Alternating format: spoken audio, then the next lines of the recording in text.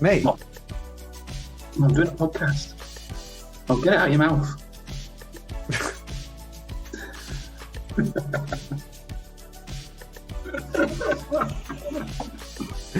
No, I was going to carry that on, but I thought I can't. And if it's because I'm there, I'll just put my phone in.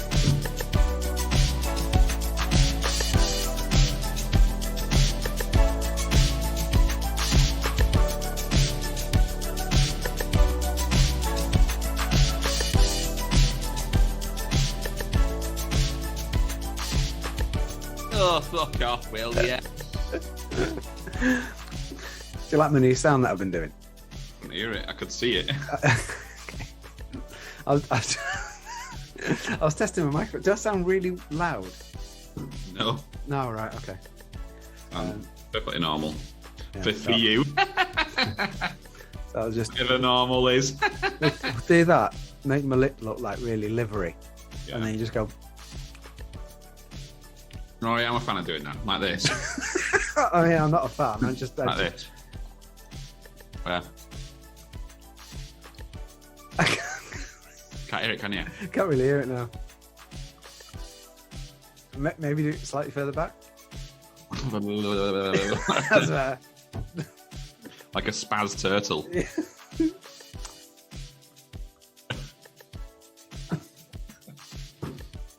It's out. Just an hour of that. Oh, is that the cup of Christ? No, it's made out of coconut. Is it? Yeah. Oh. You have chosen wisely. One of my Sri Lanka purchases. Oh, right, okay. Got a lovely bowl, coconut, made out of coconut, and I got a nice wine cup as well. Nice. Did you get a bikini made out of coconuts like Baloo? Like who? Baloo. Oh, Baloo the bear. Yeah. Use Fatima as a scratching post. I got that, and I've also got they kept in the Maldives. Because it's all inclusive, they top up the minibar in your room. All right. Every day, but they'd left suitcase full of mini bottles. They'd left a big bottle of red wine and a big bottle of champagne, which I didn't open at all. You know, we didn't touch, so I slung it in my suitcase and brought them back. Nice. So I just opened the red. I've got a. It's very nice actually. Born Under Peaches by Brew York. Oh yeah. Very nice. Very nice. Very nice. Slightly sour. Very fruity. Like you. Sour and fruity. Sour fruity Simon Parker. Get a taste of my anus. It's sour and fruity. Have some new jewellery. Oh. Hey, Mr. T. Beautiful. Get up close on that shit. Why are you showing at me? Say, pity the fool. I ain't getting no plate. Go on. Hey, ain't you no pain? Very nice. Is it real? Do you ever watch Dragon's Den? Not really. Oh, so do you know who Stephen Bartlett is? The youngest. He's like a relatively new addition. Oh. He always wears quite cool, catchy sort of gold jewellery, and I've always thought, like, well, I wonder what it is. And he actually popped up. Did you think, ooh, I want to be like you? I want to walk like him. Walk like him. But I noticed on an Instagram story, he was talking about his jewellery, and he was saying, it's actually a company called Crafted, they're based in London, and they do nice 18 karat men's gold jewellery. And he has loads of it, so I thought I might treat myself to some of that. So I looked and I found this nice set where it's like a compass pendant on one, and then a nice thicker necklace underneath. Nice. So it got delivered today through the door. Did he post it through like the I don't know. Go on. Don't matter. What? Not worth it. Oh, dear. So yeah. So do you want to do it? Do you want to do an intro? Yeah, I'll do an intro. Hello and welcome to the. Fucking hell. can't believe you're still fucking it up after all this time. I can't even put it down to a guest's presence. It's just me.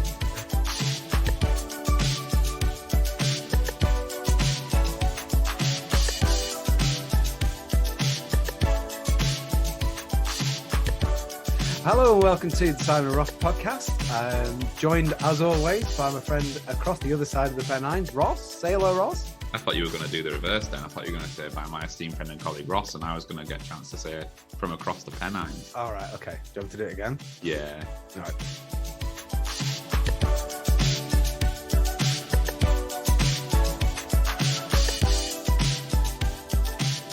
Hello, everyone, and welcome to the Simon and Ross podcast. I'm Simon, and I'm joined by my friend and colleague and associate, Ross.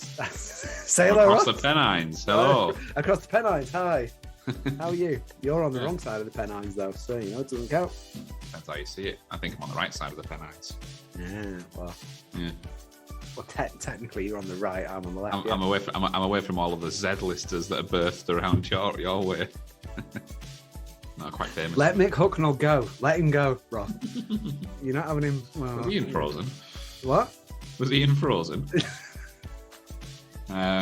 Should be bloody Frozen. So this is another one-on-one, mano-a-mano, skin-on-skin type episode, isn't it? Stripped to the waist.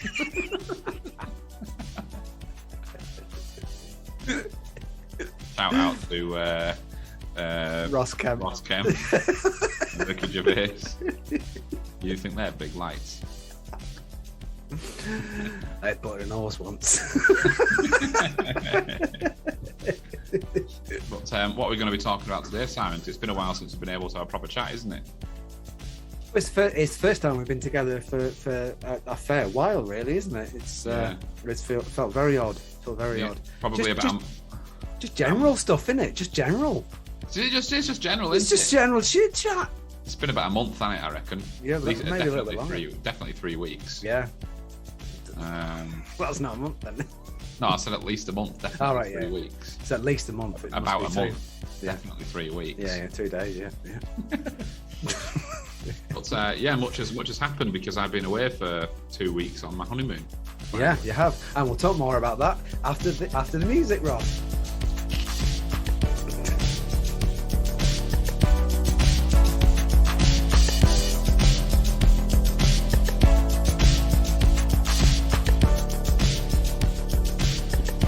This is my first one post Stent, so you know this has got to be a good one. That's got to go in the title. Because Simon and Ross's post Stent podcast.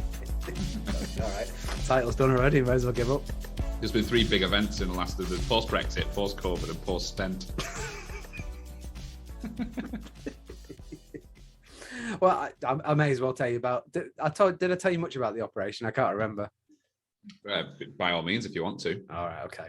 Well, I was under the impression that I'd be under some sort of anaesthetic. I really wasn't. Just tell us what a stent is. I've told you about 20 times. I know what a stent is. All right. You're in remember this is going out, Simon. It's not me and you on the phone. So, my producer put a stent in. He's producer. Producer. Anything for this podcast, don't you? So I had a kidney stone basically, and they put a stent in, which is like I don't know, filter or something that goes a barrier, in. Like a door. Yeah, a door with holes in, which was basically pushed next to the kidney, and there was a cord going from there down into my bladder, and it was that that's been causing the problem. I've been going to have it broken up and things, and gradually that's been coming out, and the stent has been causing me absolute fucking agony and pain for the last 2.5 months. Yeah, and it was finally taken out by a very pissed off doctor. Why was he pissed off? Because I kept screaming and swearing. What's the point where it was annoying him? Yeah. Really? Yeah. I mean, were you being unreasonable, or was the doctor a knobhead? Because I mean, do you think it's unreasonable when you've got a metal rod up your Jap side to be screaming and swearing? Up, yeah. I guess it is kind of going up, isn't it? Yeah. Oh, What? makes me want to do the spaz turtle face. Yeah, so it's a metal rod with a camera and a litter grabber. Mel Rod, was he there? I was mistaken. It's actually melon I soup. don't think he used to do that. I think he used to sort the bins out around the back of Morrison's. So they put a metal rod up and within the Jap's, through the Jap's eye. Yeah. Yeah. Ooh, bloody hell. Into the bladder. And then so are you? I mean, are you lying flat at this point? Yeah. Yeah. And he's holding your member, and he's just my membership card. Yeah. yeah, and he's just pushing it in and pushing it in and pushing it in. Yeah. The thing is as well, while I was in the waiting room, I was in the room, and I thought, because obviously, it can panic, and didn't want to come out. It didn't want to come. It didn't. Oh, you mean you? Shrivel back like a little dormouse hiding for winter. Yeah, I'm not surprised. Yeah, it did. Trying to hide anywhere. It knew what was happening. If you found it behind your one pew. Yeah, come down just to hide it. Yeah, so I was in the waiting room trying to make it look a little bit substantial. What, the doctor said that to you? You need 5 minutes to make it. Hang on a minute. You asked Charlotte to make it look more substantial. I was on my own in the waiting room. Right. Not in the waiting room, sorry, that'd be weird. In a little consultant room in the side. And Yeah. I don't want to. It's not happening. So you say this to the doctor, or you were? No, I was on my own. I was on my own. Right. And I thought, right, then the next call I was going to get was basically for me to go in to have it done. And I thought, at the moment, this isn't going to look very impressive at all, because it wants to go. It was going inside. Yeah. So, I was there basically accentuating the size of. You're pulling on it. So, maybe too far. Too far? What do you mean, too far? What, you went in with a semi, did you? And he was like, he's well up for this. So after 15 minutes of you screaming, he said, calm down, I haven't even found the fucker yet.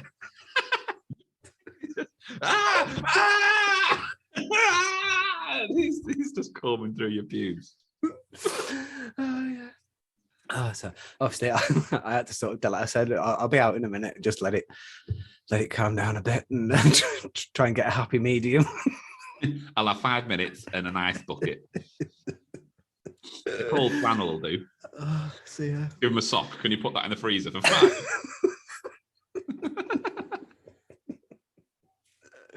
I haven't told anyone about that. Oh, you told the world now. I have.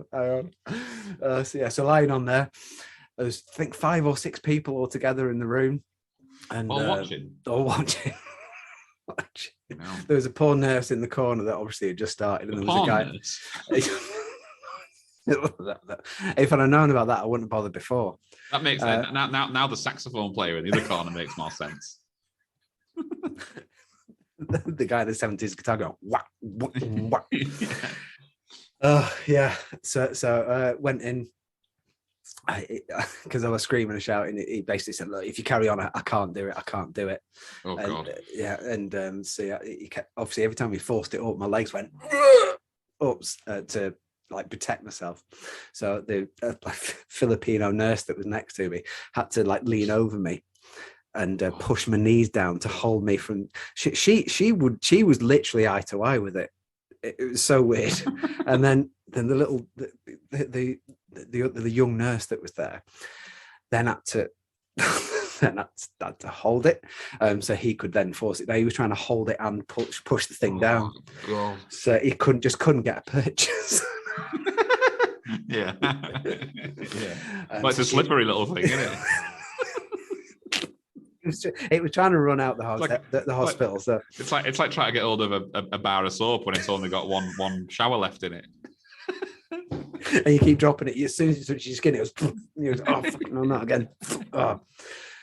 Yeah, so yeah, that was that was it. Eventually got it, and he told me, said, as soon as I've got it and I start pulling, you've got to breathe in. So I breathed in, and that's supposed to help you. And then yeah, basically ripped it out. Fuck me. It showed it me. It looked like a fucking tapeworm.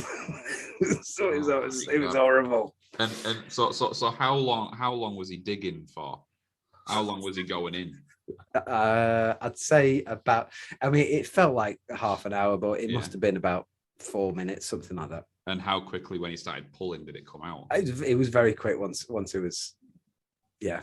Oh my god! Once it was going the right way, it was a lot easier. Can't believe they don't like. I'd be insisting on it. It squirted what I think was basically hand gel. It was olive oil, wasn't it?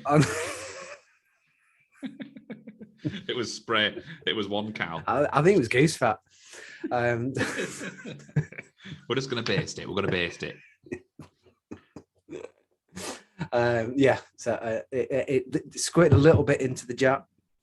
So it sort of helped the rim of the jar. But did nothing for the urethra. Done nothing for anything else. Yeah. Completely bareback. I don't even know how that would feel. I mean, fucking agony, I imagine. Awful. Awful. God, I can barely even. I can't.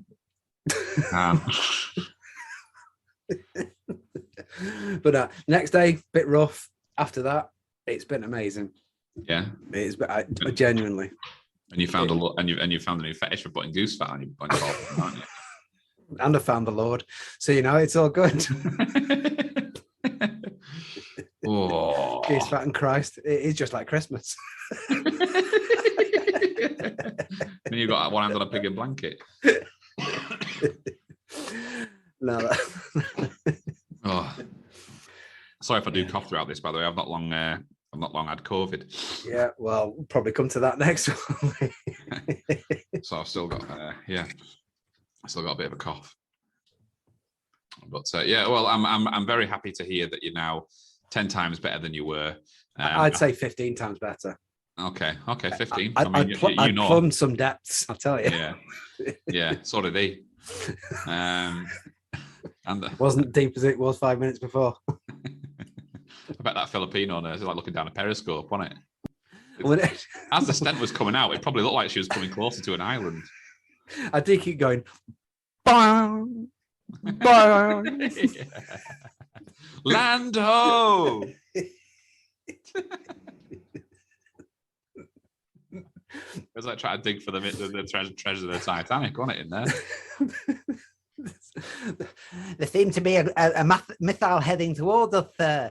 No, that's just a big turd coming out because he's shitting himself. Bye. Bye.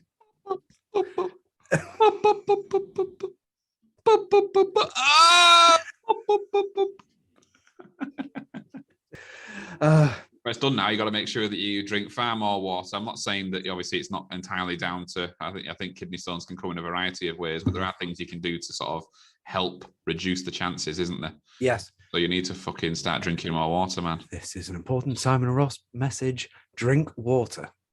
Yes. Sponsored by the government. Think about your Japsai. Drink water. Think Jap. Think water.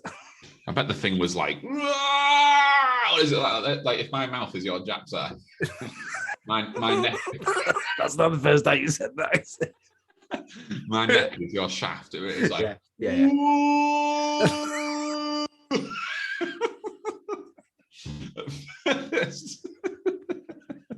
It's like Jacob Marley coming through the doorknob.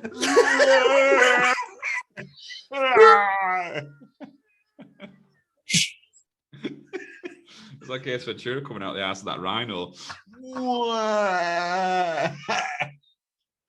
Just turn the poor fucker inside out.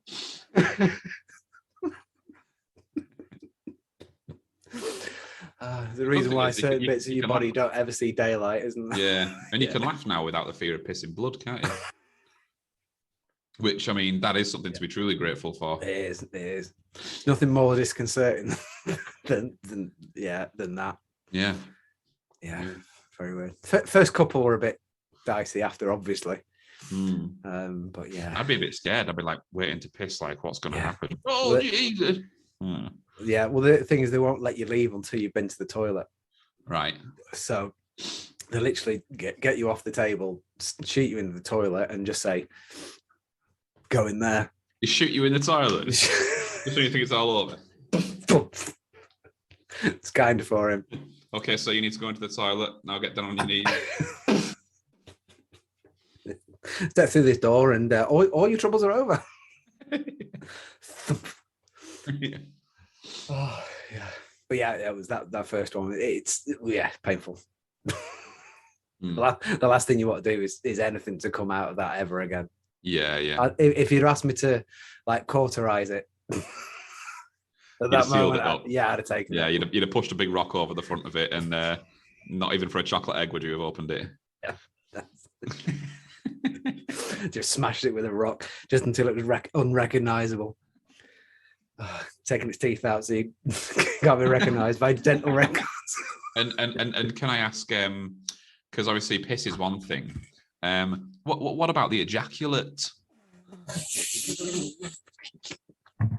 I don't really know yet. Oh, we haven't been brave enough yet. No. Fair enough. No. I bet it's going to be like old gravy. It's going to come out with the skin on, isn't it? Morrison's Cafe's fridge. Oh. It's going to be like overdone rice pudding. Yeah. Yes. Yeah. Oh God.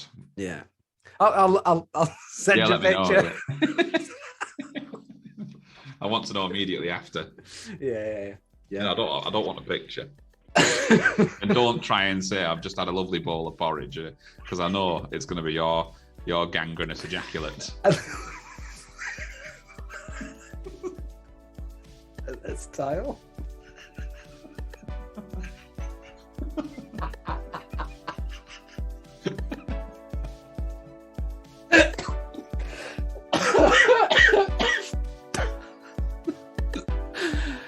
It can't be. I'm not finding a picture for the episode. No, you're gonna have to wait to get that picture. Yeah.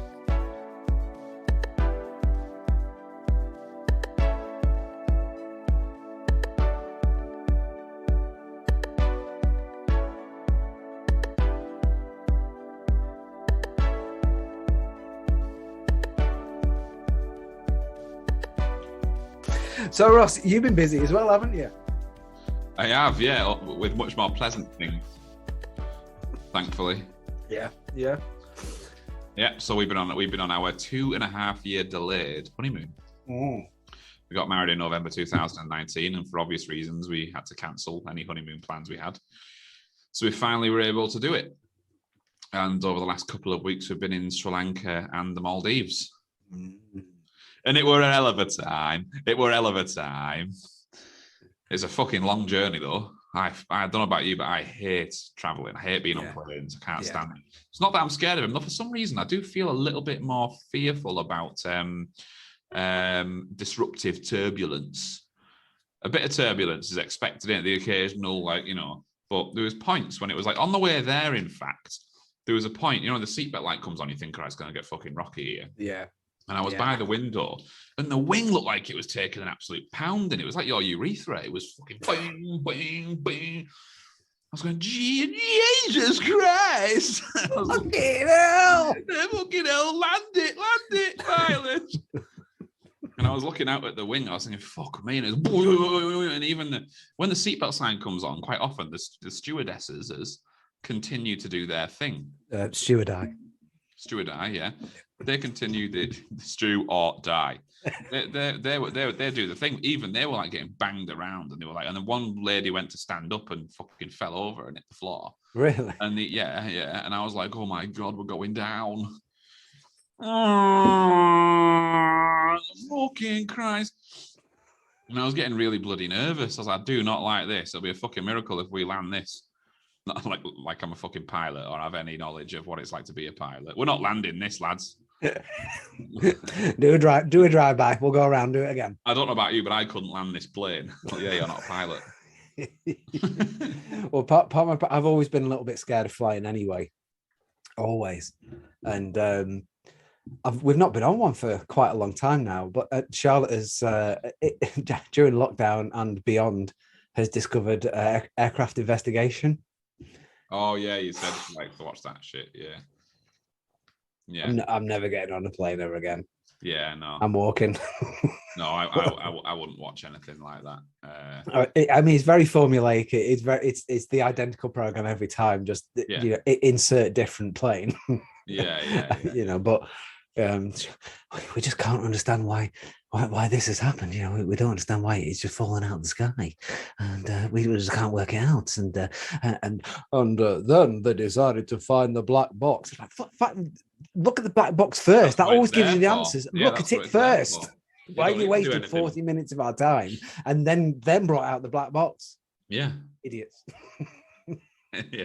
What does the black box say? Oh, the black box says the plane was fucked. Well, that'll be it then. Case closed. What happened? The plane was fucked. So after the unfortunate crash, the Air America decided to put in place certain safety aspects, basically meaning that none of the planes are fucked when they take off. Yeah, you just got like a nonplussed guy on the runway going, "It didn't have any wings." It was flying backwards for most of it. I don't know how they made it.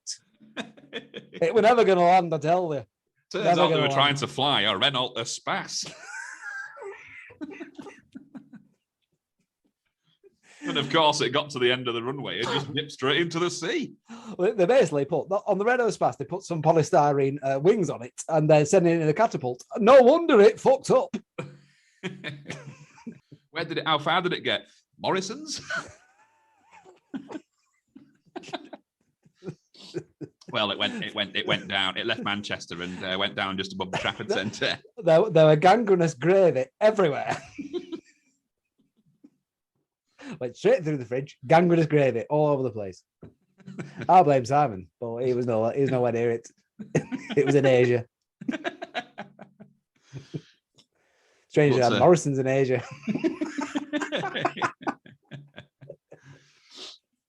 But so we did. Obviously, there's quite a lot of. I mean, it was a 7.5 hour flight to Doha in Qatar, followed by a 4 hour layover, followed by a 4.5 hour flight to Colombo. But the second one we managed to upgrade to business class for a bit cheaper. Just one more flight, Ross. Just one more flight. We're fucked by that point, honestly. Yeah. It's like, and but yeah, we did upgrade, so that made it a lot better. Like I've never been in business class before, so that was exciting, and that made a whole lot of difference. I mean, it actually is enjoyable. If you're going down in style. I mean, it's a difference. So if you're going down in business class, you're going down with a glass of champagne. If you're going down in economy, you're going down with a dry white bap. Which do you want? Staring at the back of the head of the guy in front of you. Yeah. We should have upgraded.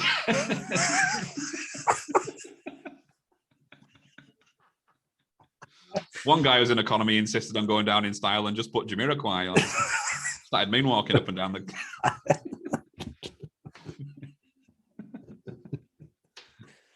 We are gathered here today for the funeral of Ross, and we want to take heed from the last words he ever said. I wish I had fucking upgraded to business class. I am a stingy cunt. I thought you were going to say the last words of Ross. He said he had canned heat in his ears tonight, baby. The plane is definitely going deeper underground.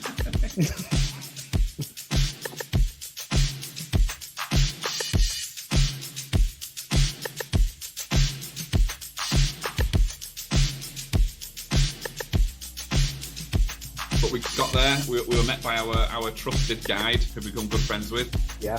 Asante. And he took us to the hotel in Sri Lanka. And and then we pretty much spent 8 days touring the country of Sri Lanka. Were you saying he was quite an interesting character He as was well? fantastic. He was a great guy. Yeah, I mean, he was like about 5 years older than me, about 37. Right. And he's got a wife and 2-year-old. He's been guiding for over 10 years. Wow. And he just, as a guide, there's actually certain qualifications and courses and stuff you can do in order to become a better guide and be associated with the better like travel agencies and stuff like that. Yeah. We use trail finders and they're really good. So I think to be a tour guide associated with them, you've got to be at a certain level, and you've got to pass tests and you've got to study the history of your own country and be able to talk about it and be able to. So did he stay wherever you were staying, or did he drive home? No, he didn't drive home, God no, but he stayed. Right. He stayed in like a separate accommodation in your bathroom. Yeah, separate accommodation somewhere close. But you got to think there's like they run these. There's more than just us. There's other drivers, and they all know each other. So they'll all stay in a different place. So one night he stayed in a place just at the bottom of we stayed in this place called the Grand Hotel, and they stayed in another spot close by. And at night time, I could fucking hear him pissed up playing the guitar and singing. And I said to him the following morning, I was like, don't suppose you guys were playing guitar last night with him singing? He goes, yeah, we were for about 3 hours. So I fucking hear you. You didn't think you'd go down and join him? Did I show you a picture of him? Yeah, I've seen pictures of him. Yeah, he was spot on. He was absolutely awesome. So we took him out for dinner on the second to last night. Yeah, and then he video called me since we've left and introduced me to his wife and his daughter and his mum. And that's nice. We were swapped addresses and that. And he's ace. Friend for life, Ross. Friend for life.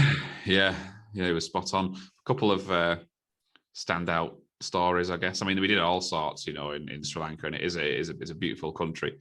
And we saw all, everything. Saw everything. A good portion of it. Anything from the big cities to the small villages to the wealthy areas to the poverty-stricken areas to the, we saw a real good mix of the place. But we on one night we wanted to get a tradition. We really wanted a traditional Sri Lankan massage. Right. And there's a spa in the no. There's no. All right. There's no metal rod down the old jappers. But we.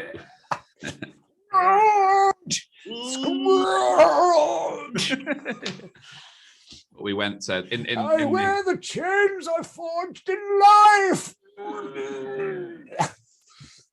But the hotel we were staying at the time had a spa, but we were quite keen on being able to Not Tesco. We were quite keen on being able to give money back to the locals because fucking, a lot of them live well below the poverty line in that country. So we kept saying to Sante, if there's a local version of doing stuff where we can actually pay locals rather than this hotel chain, as lovely as the Jetwing hotels are, they are stunning, they're great. I'd recommend anyone who goes to Sri Lanka stays in the Jetwings. We wanted to give, but so Sante had said, oh yeah, there is actually a place. It's a local massage place. I'll take you there if you want. So we're like, yeah, fuck it. So we'd had a really long day, and we went to this treatment center. It was called. It's basically like several huts in amongst the thicket. Right. And massage in a bush. And it was super cheap. It was like, I think it was like £35 each, and it was a 60-minute couples massage followed by a 20-minute steam bath. 16 minutes. 60 minutes. Oh, an hour. Well, 16 is a very specific amount of time. So we're like, right, let's do that. So we paid up. We got escorted to this hut, and yeah, I mean, there's quite a lot of bugs. And it wasn't that the place was unclean. It's that it's pretty much in the jungle, and it's at night time. They've got all the lights unclean, on. So unclean. You just get a lot of bugs coming in. Yeah, you can't do about it. So this woman said, right, both of you strip down to your underwear and lie face down on these two beds under these towels, standard, right? Yeah. So we did that. A few minutes later, this geezer comes in and he says, no, I need you both to be sat on these chairs facing one another. Is that right? So he gets these two wooden chairs. So literally me and Fatima are sat in our underwear, knee to knee, just looking at each other. Yeah. And this woman is behind Fatima massaging her head, and the guy's behind me. But I'm not kidding you; he was fucking nut deep in my neck. And I said, "Mate, you gotta go. You gotta go softer." I'm not. I thought I'm fucking gonna limp out of here if he does this. And he says, "Less pressure, sir." Yes, much less. He just decking me in the bed. I felt like I had a hammer and chisel into my skull. So he goes, "Okay." So I was like, "Okay, that's nice. That's fine. Right. Yeah, crack on." So we're doing about 15 minutes go by, and they say, "Right now, now we need you to both lie on the beds, face down on the towels." Right. So I lay down, and he pulls this partition across this big screen. So I can't actually see Fatima now. And he says, "Could you remove your underwear, please, sir?" Oh. And I was like, No. This just goes to show this story is a perfect example of how Brits are so polite and so scared of offending somebody else's culture. It's amazing what people will make you do. I'll tell you what, today I managed to get this one guy completely naked after punching him in the head for 15 minutes. And he paid me for it. Yeah. So he said, "Can you remove your boxers?" Well, I put my finger up there too. He didn't even bat an eyelid. Yeah. I was face down. So if you imagine this, you start taking your boxers down, but you're on your stomach. So you get them down to a certain point, and you need to sort of arch your back and bend your knees, push your ass into the air. Yeah. Well, he decided it would be a good time to help me, and he was stood behind me, so I was winking at the guy. I will have literally. He was stood, and all he could see was my arsehole. And he peeled my boxers. Because they're a little bit sweaty as well. Yeah, mate, it was like 37 degrees. Skid free? I hope so. No guarantees in Sri Lanka. No, anything goes, doesn't it? So he pulled my boxers down, and then they disappeared. And Still then cleaning this fucking table, mate. He just went to town on my ass.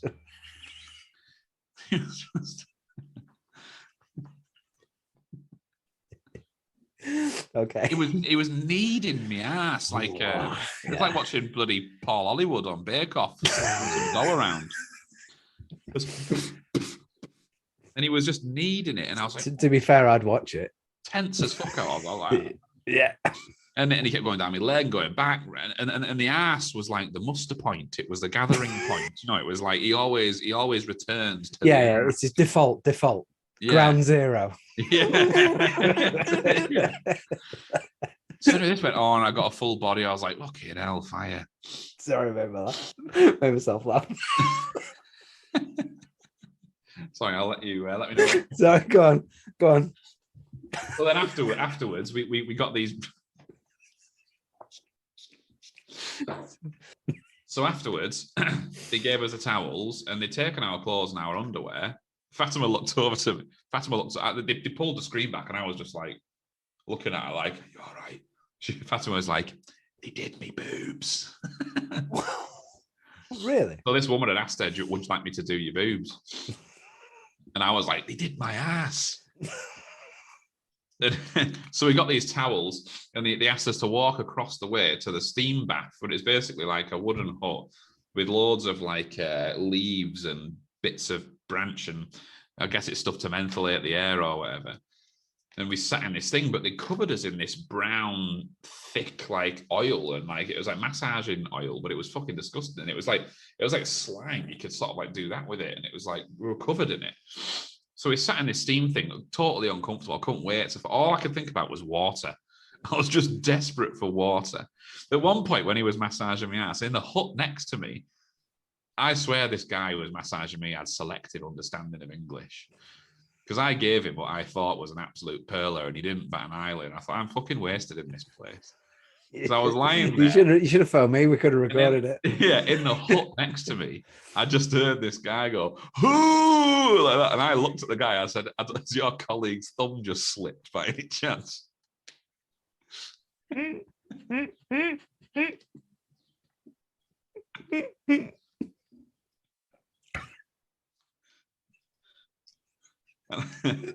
Oops, sorry, sir. I thought that was quality. That quality. Yeah. Like, if anything, he just started going harder on my ass.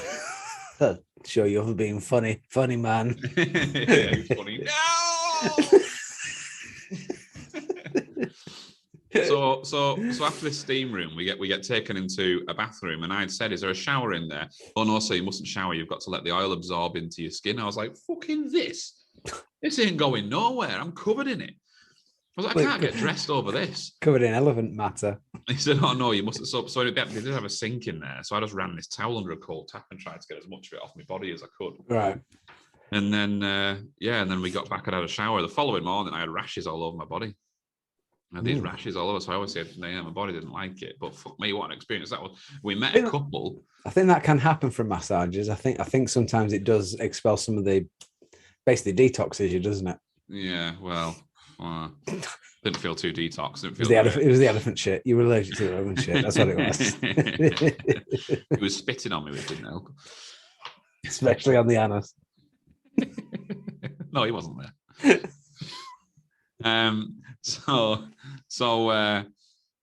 We met a couple there they were a young couple, and they were doing the same trip. They were actually doing the same Sri Lankan Trail Finders thing, but they were away for 6 weeks. They've since gone on to Nepal and they've gone to Jordan. And nice. But we became good friends with them, and we used to meet up each night and have a cracker. The following morning, he said to me, he goes, "Ross, don't suppose you've been asked about this massage, have you?" I said, "Yeah." I said, "We actually went at about 7 o'clock last night." He was like, "We were there at 8 o'clock. And I went, "Right." And I thought, "Come on, mate, you jump first." And he went, "Did they do your ass?" And I said, "Fucking did they ever?" Yeah. I said, they had me pants down, literally had me pants down. And he went, "Oh," he goes, "they didn't take my boxers down, but," he goes, "they did move it into the middle like a thong." It's like horses for courses, isn't it? Like one of them lazy shags. just pull it to the side. He needed mine off hastily. Gonna need a bigger surface area. Yes. So would you do it again? That massage? No, what a fuck. Absolutely no chance. No chance. Didn't enjoy it at all. The only nice bit was at the end, you get because they're big on the herbal teas in Sri Lanka. Tea is massive over there. I mean, they've got plantations, they've got fucking hundreds of plantations, and they made us. I hate coriander, but they actually had coriander seed tea. Nice. With a little lump of it's called like jaggery or jaggery. Right. It's coconut sugar. It's like a little brown chewy thing, and you basically bite a bit of the jaggery and then take a sip of tea, and that was fucking epic. That was, you know, when you get the perfect flavor combinations. Yeah. You know, so it's like coffee and bacon. You know, sometimes it's a perfect combination, isn't it? Like coffee with your breakfast or whatever you're having. Sometimes coffee and toast. It's just they go perfectly together. Don't fuck with it, you know. I would say hot buttered toast where the butter's just melting and a nice cup of tea next to it. Right, exactly. Yeah. They complement each other. They deserve each other. They need to be together. Yeah. And that's what his hands in my art. I mean, the tea and the jaggery was like. So we had that, and then we went back to the hotel. Showered off, and that was it. So that was one interesting experience. And no, I would never do that again. I think I would. After everything I've told you. Yeah. You want your ass to do it. I'm waiting for the thumb.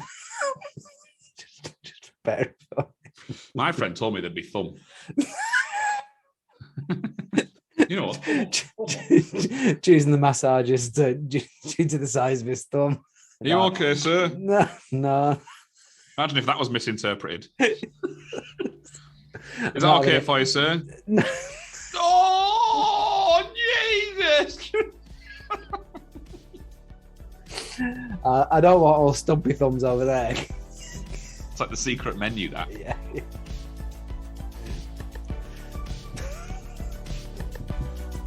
Two thumbs.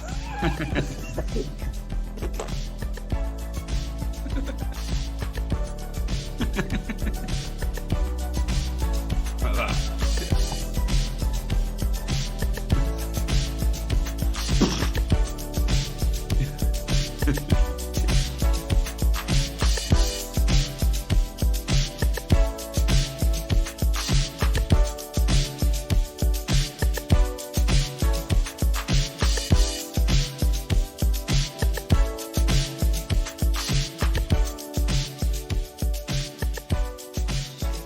Why not using your microphone, by the way? Your audio isn't actually coming through as good, is it? Oh, right. Here. Can you not hear me as well? No, just the noises you make. You always go silent. All right. Yeah. And then sticking with the theme of that noise, another experience I had, which is worthy of is anecdote worthy, is we went to a botanical garden as well, and we were basically left to wander around it for a couple of hours. It was fucking huge, beautiful, like park. Yeah. And we went in and I had a bit of a dodgy stomach, standard. There's a few mornings where it took me an hour to get out of the room because I couldn't stop fucking going to the bathroom.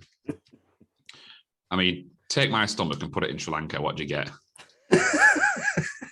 Well, it's bad enough when you take your stomach to Wales. Exactly. That's bad enough.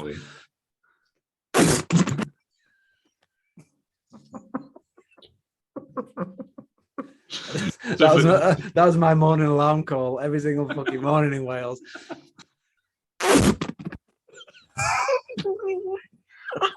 Time to get up.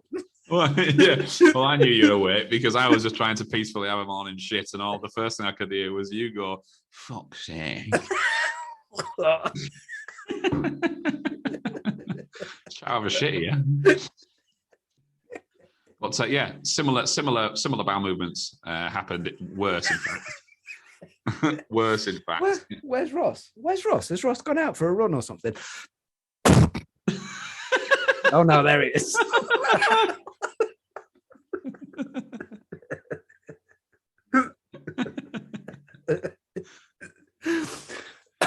Set your clock by it. So I said to myself, I need to go to the bathroom. So I went into these toilets. I went in and they were traditional Sri Lankan toilets. Right, okay. Which is just like a hole in the ground. Yeah. With two things to put your feet. I don't want to call them stirrups, but they're almost like grips. They're like something that's like ribbed. It's like ribbed to put your feet on. That's above the hole. Ribbed for your pleasure. And you've got to get a deep squat, the deepest of squats. Yeah. The squat is the deepest. And there was no toilet roll either. There was just a bidet and the hole. Have you read that book, The Bidet and the Hole? It's kids' book. It's an old Hammer horror film, wasn't it? I think it was a Biff, Chip and Kipper. The magic hole, it's glowing.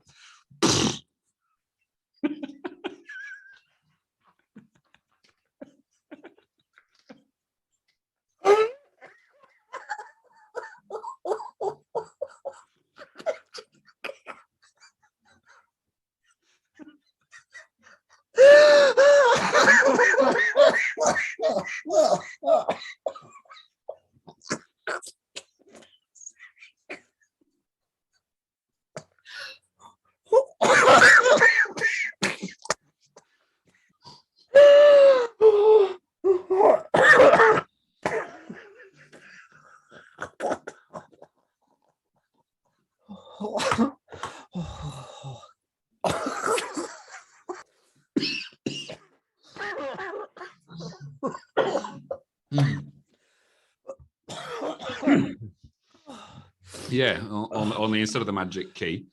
Remember that in Biff, Chip and Kipper? It was a magic key, wasn't it? And it glowed, and when it glowed, they were about to get transported to another world. Oh, yeah. But in my case, it was a magic hole, and it was right before it ruptured. So I sat down, and you know, it's not a good place to have the shits. No. You couldn't feel more out of your comfort zone because the toilets were outside. It was about 38 degrees. And you're just in this deep squat and you're shitting and then blasting with a bidet and then shitting and blasting with a BJ. I was like, a BJ? bidet. I was like, what's your honeymoon? Yeah. I was like, fucking hell, this is just... So I finished, went outside, said to Fatima, I was like, that was a bit of a double whammy, that. Said, what do you mean? I said, well, it was a traditional toilet and I had to use a bidet. She was like, you did both? Because this is the thing, right? I'll just a slight tangent ever so quickly. Yeah. The UK is the only place, like, we still frown upon bidets, don't we? Like, yeah. How many Brits go abroad and use the bidet?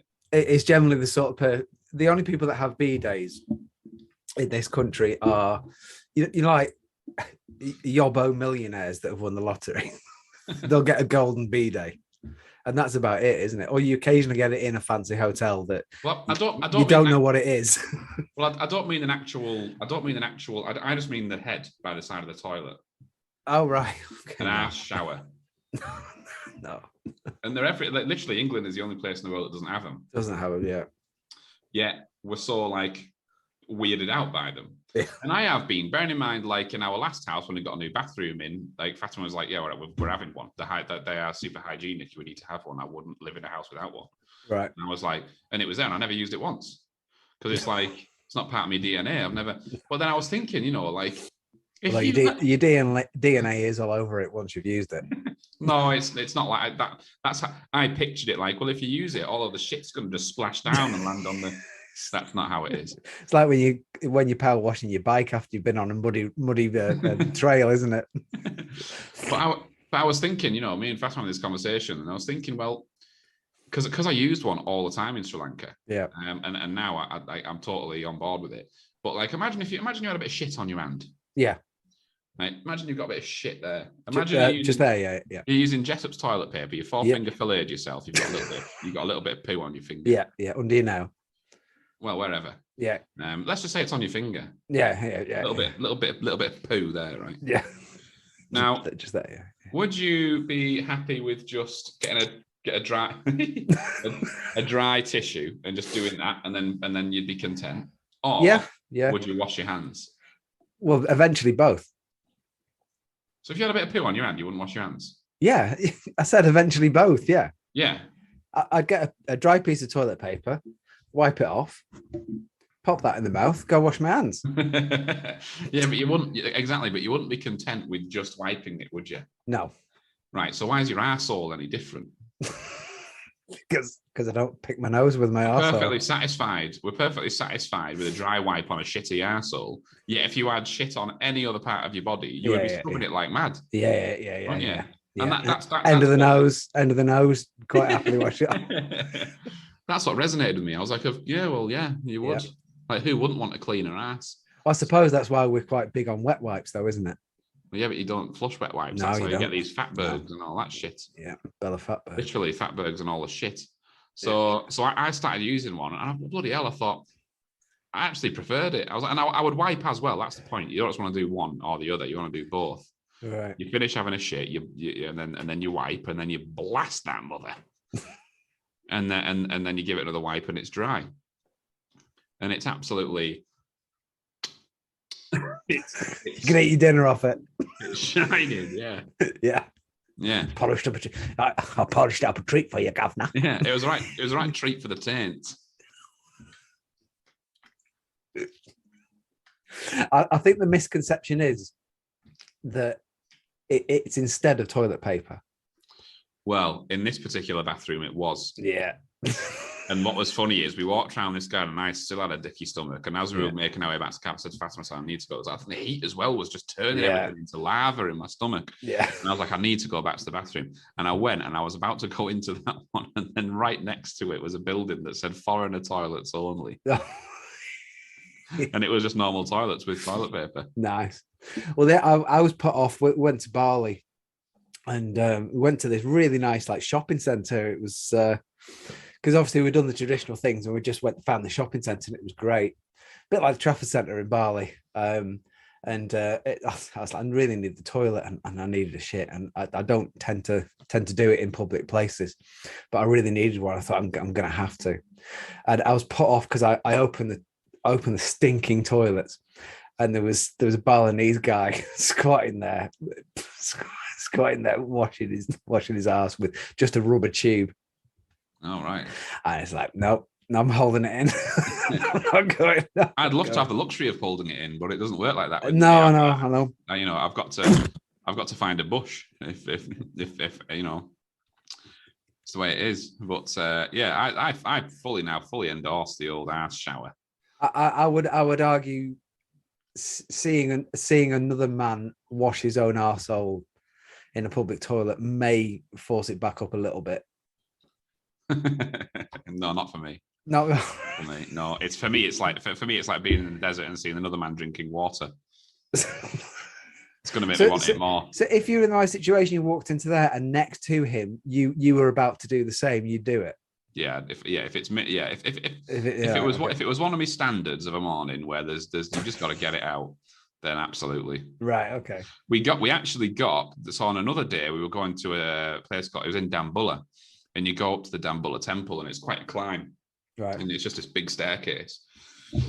And you get to the top, and it's these caves, and it's got some of the largest, oldest paintings in the world on the roof of this cave, and it's all Buddhist paintings. And I got halfway up, and it was me, Fatima, and Asante. And I got halfway up, and my stomach immediately started feeling. I was like, and that's what it's like with me. It's like, yeah, I've got 5 minutes, and that's 5 good minutes. Like, T-minus 5 minutes to I'm lucky if I get that. So I was like, right, yeah, I can feel it. I said to Asante, I said, are there any toilets up top of here? He said, no. I said, well, I'm gonna have to go back down. It's a bit of a climb. Yeah. So I ran all the way back down, and I went to the car park, went into the toilets, and they were just urinals. I was like, oh no. Oh no. Sat in the urinal. So I came out and I started looking around the building to see if there was another entrance for shitters. And I was looking at it, I was like, oh god. And then there was a lady who was obviously like some kind of attendant or whatever who'd spotted me, and she came over. She was like, you okay, sir? I was like, toilet? I need a toilet. She was telling me to go back in. And I was like, no. Toilet. I need a toilet. Proper toilet. Shit. Me.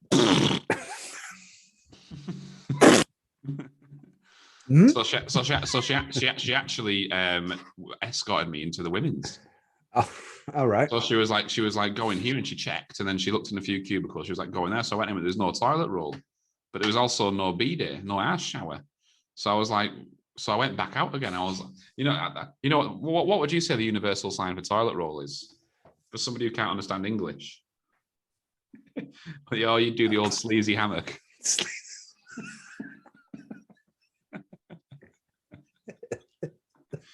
The grease hammock. Yeah. No, I did something similar to the bill. I did that. Right. Okay. Roll. Yeah. Roll. Roll. I could have finished it off with the sleeve. But yeah, sure enough, she disappeared. She came back with some toilet roll. Oh, but she asked for it back afterwards, which is weird. It's like, don't leave it in there. So like, I had a shit, use the thing, and then I walked out and I gave her the toilet roll back, and she fucked off with it. So I don't know. And I went up that temple right as rain. Faster, if anything. But it's good because we actually found, Fatima and I, we went on 2 big climbs. There was that was a little one, really. Right. The biggest one we went up was called Sigiriya, or Lion Rock. And we did like a sunrise hike up there. And it said it takes you 3 hours, and that's the total. To go up it and then to come back down is about 3 hours. Right. And I was looking at it in terms of like, I was Googling it in terms of like difficulty in that. And it was like, some people find it really hard. Some people can do it in 2 hours. Some people can do it in an hour and a half. And I was saying to Fatima, and I was like, I reckon we fucking do this in an hour, And we ended up fucking getting up to the top of it in 45 minutes, just less. And even then, we were waiting for the guide to catch his breath. Because we stopped halfway up and he was having a crack, and he was like, he is ready. It was like, we're fucking ready when you are, mate. It was like a HIIT workout. It was like, because it was, again, there was about 2,800 steps. Right. Okay.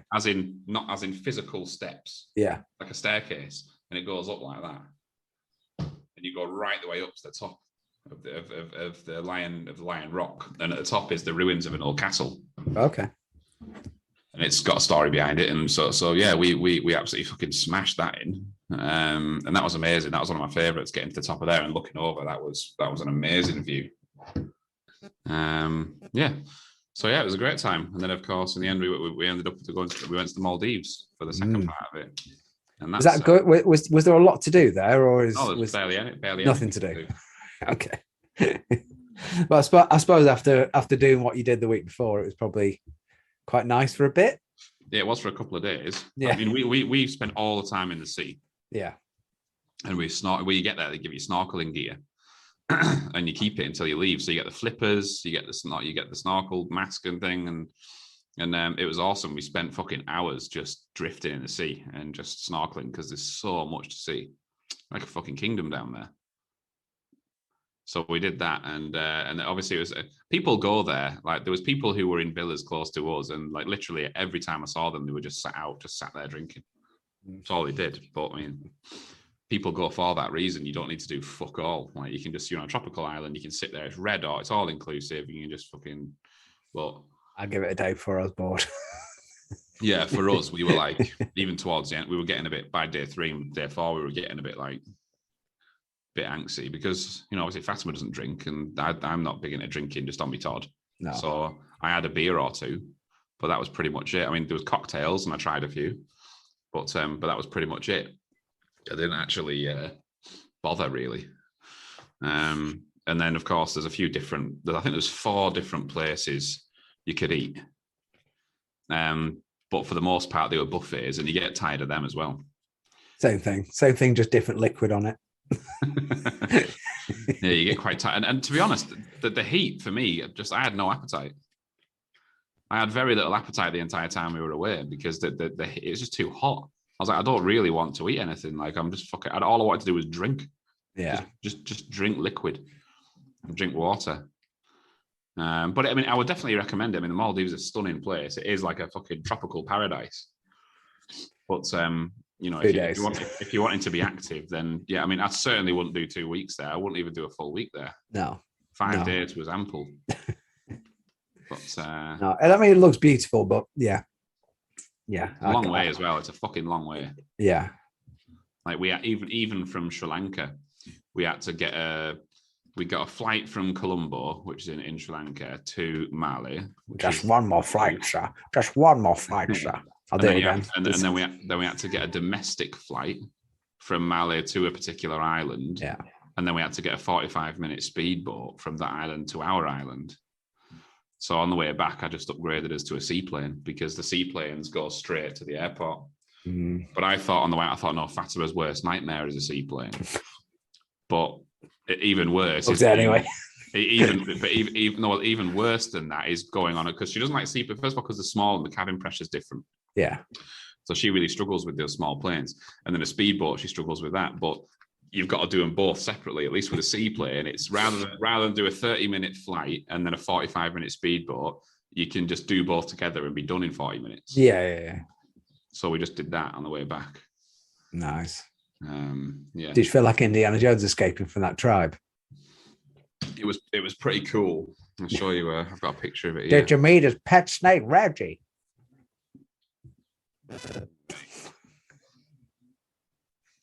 Oh, hang on. Oh, can't see a thing on that. Nope. Oh, yeah. There you go. That's my pet snake, Reggie. I hate snakes, Jack. I hate them. I hate snakes, Jack. Yeah,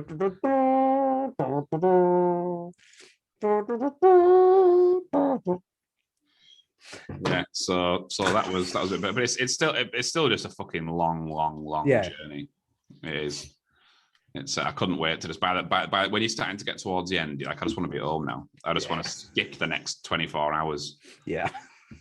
But thankfully we did manage to upgrade again for the long flight back. So that 7.5-hour flight from Doha to Manchester we did in business. Nice. Which was lovely.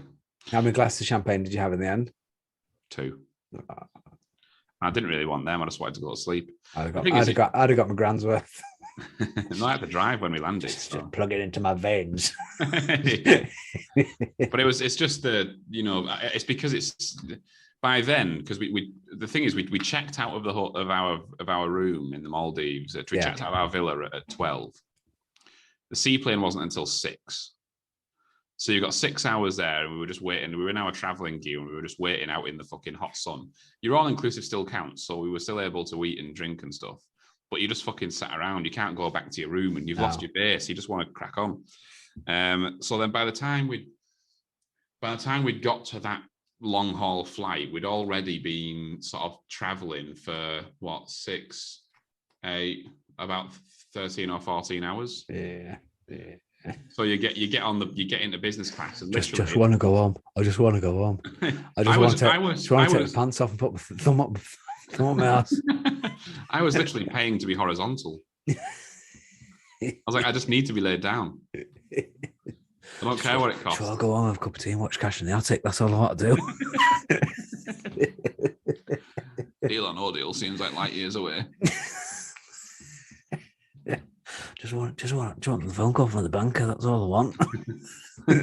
I've never wanted Noel's furry tops as much as I have, as much as I do now. Just want to feel the energy of the boxes. That's all I want to feel.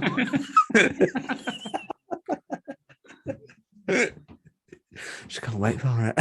Never taken deal or no deal for granted ever again.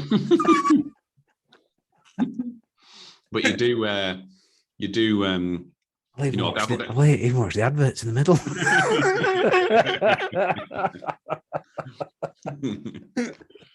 They had a 4-course taster menu, and it's like I've never appreciated such a meal less in all my life. Because they were like, and they really try, because they want you to enjoy all of the things of business class. So they think you've paid for it, you may as well have it. Yeah, so they were like, sir, what would you like from the menu? Would you like us to give you it when we've taken off and when we just reach altitude? I was looking at it and I was like, okay, hellfire. I was like, I really can't. I haven't got it in. And of course, by this point, we both had COVID and felt like shit. Yeah. We didn't know we had COVID at this point. No. All we knew is we both felt like shit. So I was looking and I was like, fuck, what is this? I was like, trio of cheeses. Fucking no. Okay, and I was like, beef nori. I was like, and it was like beef wrapped in. It was almost like beef sushi type. Nice stuff. And then it was like, Arabic bread with oils. And I was like, yeah, I mean, this all would sound lovely normally, but right now that's what your massage was called as well, wasn't it? Yeah. I was like, I just don't want any. She's like, hey, sure, so at least pick something. I was like, well, fuck, so just give me the bread and oils then. But then when we got up, they ended up giving me the entire thing on tray. So I had some of it, and then I kept asking for water, but they kept bringing me champagne. They kept saying, would you like another drink, sir? Yes, please give me some water. I'm dying here. Water. The only person alive that was ever a problem for. Yeah, I know. They're bringing me fucking brute. Stop bringing me champagne, mate. Yeah. But just want water and deal or no deal. Yeah, if you got deal or no deal. Just water and deal or no deal, please. Gonna phone the banker. I'll take 5 bottles of water instead of the jackpot. I don't care. Well, that's got sort of shit. I literally just wanted to go to sleep, but eventually, so I had some bloody champagne, I had some food, and then I was like, I just told them to stop because they'll wake you up and ask you shit. So you've got to tell them, don't fucking wake me up, because you're in these bays, you're in these pods, but they can see over your pod. So you can shut the door. There's a door that you can pull across, so nobody can. Just somebody walking past wouldn't be able to see you. Oh, so they're only like to waist height type thing. Yeah, thereabouts. Yeah. But they've got to lean over because they're quite deep.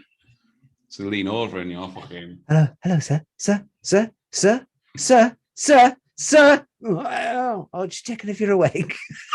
Yeah. So I said to him, I was like, if I'm asleep, don't fucking bother me. Like, just leave me be.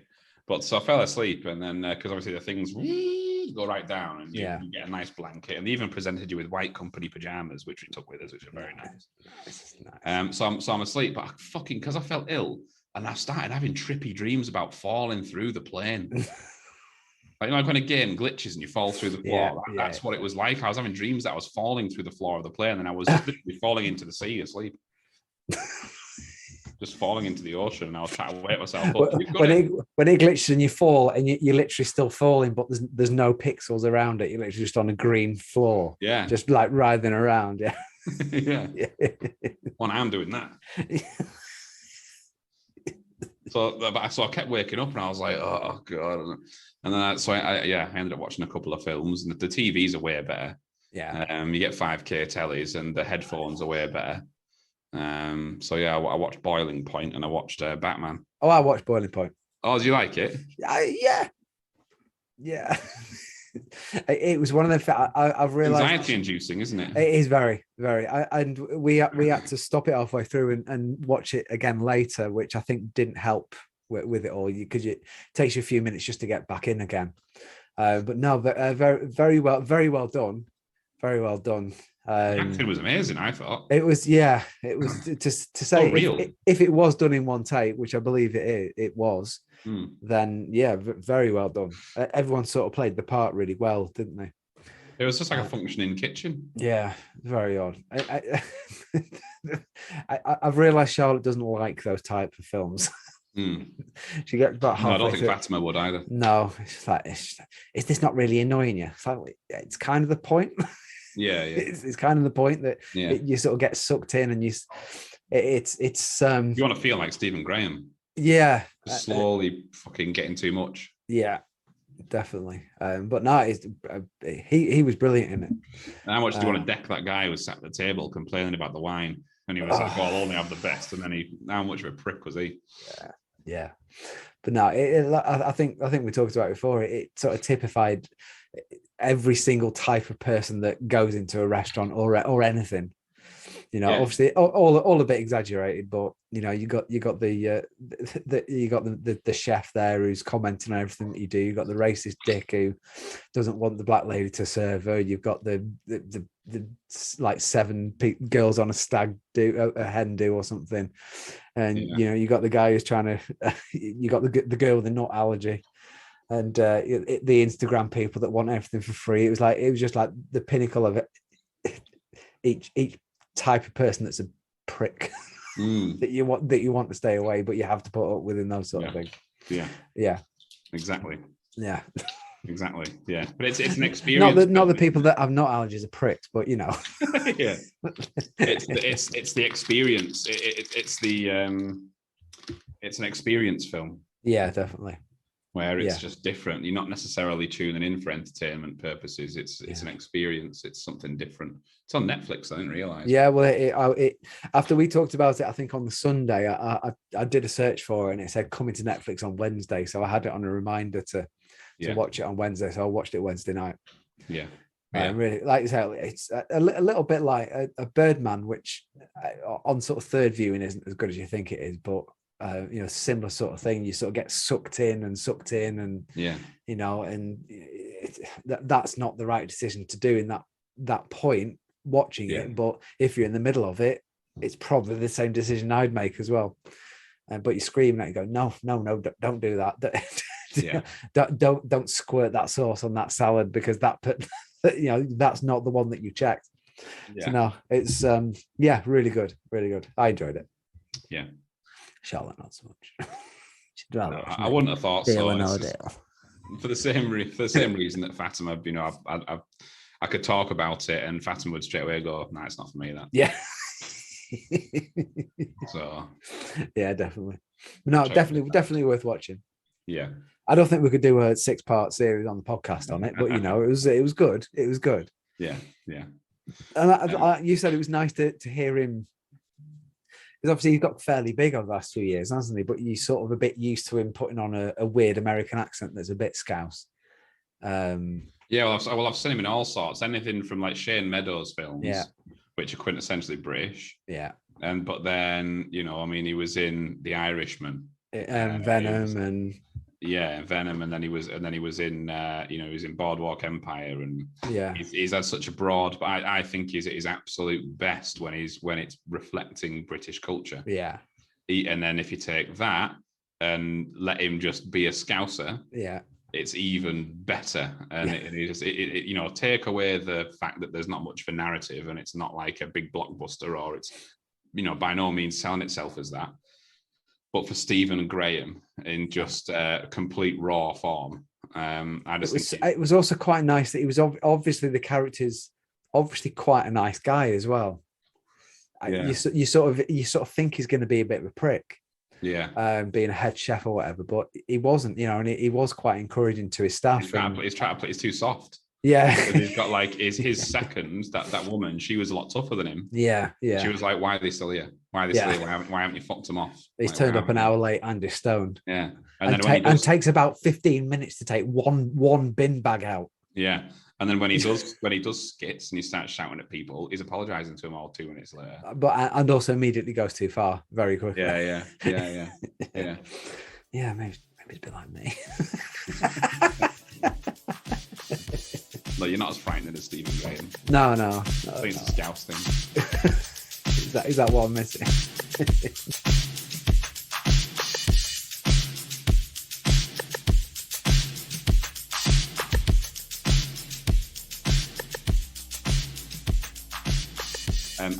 I've got a Ross's Dreams segment to do. Really? Yeah. All right. But my dream journal is in my room, so let me just run and grab it.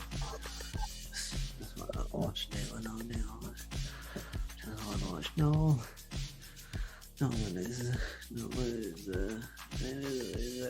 Tight trousers. Those tight trousers and a metal goatee beard. I just want to listen to Noel. Noel's very tight trousers. Just want to go and watch Noel. What?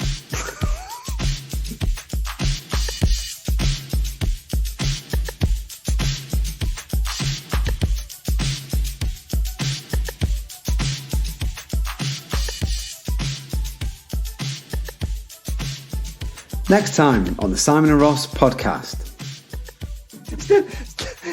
Instead of ball pools, we can have shit pools where kids just jump in and out.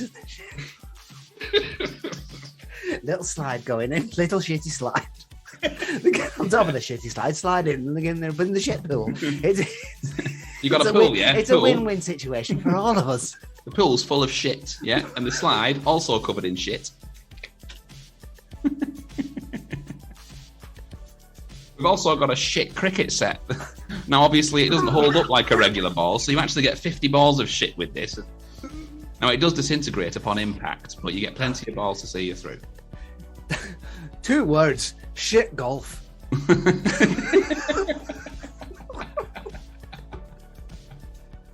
I could see this becoming an international sport.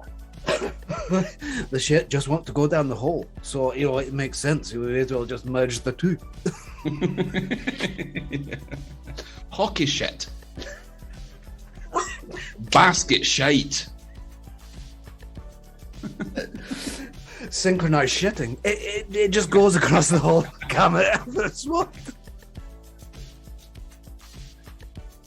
Equestrian shitting. Now you can't look at me and tell me equestrian can't be any shitter. Tom Daly stood on a diving board next to his wee little boyfriend. Synchronized shit.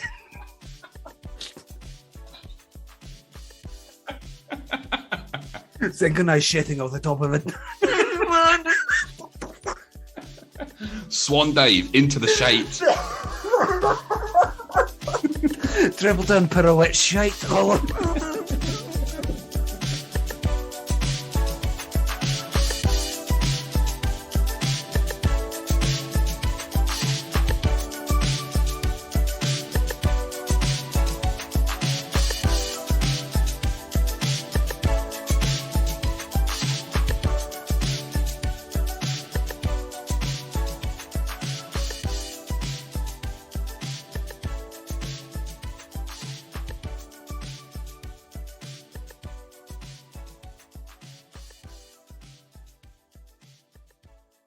Fuck's sake.